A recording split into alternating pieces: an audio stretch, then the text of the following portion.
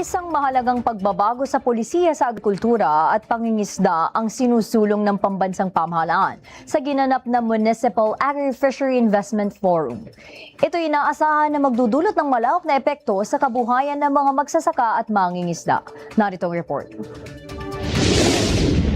Sa idinaw sa 2026 Municipal Agri-Fishery Investment Forum sa Cebu, nakipagdialogo ang Department of Agriculture sa mga piling lokal na pamahalaan upang iugnay ang mga prioridad at planuhin ang mga pamumuhunan para sa mga komunidad ng magsasaka at mangingisda.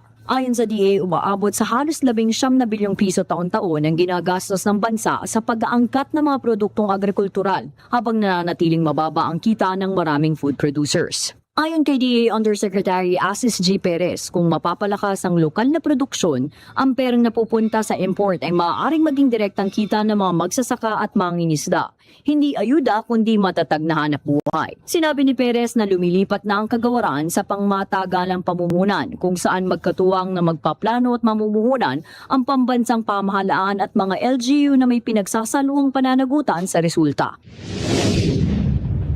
The LGUs are given the opportunity to identify themselves their priority commodities so that DA will be guided also coming from them kung ano yung mga commodities dapat targeted beneficiaries na rin. Ayon naman kay Agriculture Secretary Francisco Tiu Laurel Jr., layo ng Municipal Agri-Fishery Investment Forum na palakasin ang boses ng mga lokal na pamahalaan. Aniya, ang dialogo ay simula ng mga municipal level na plano patungo sa mga proyektong tunay na angkop sa agrikultural at pangingisdang pangangailangan ng bawat munisipalidad.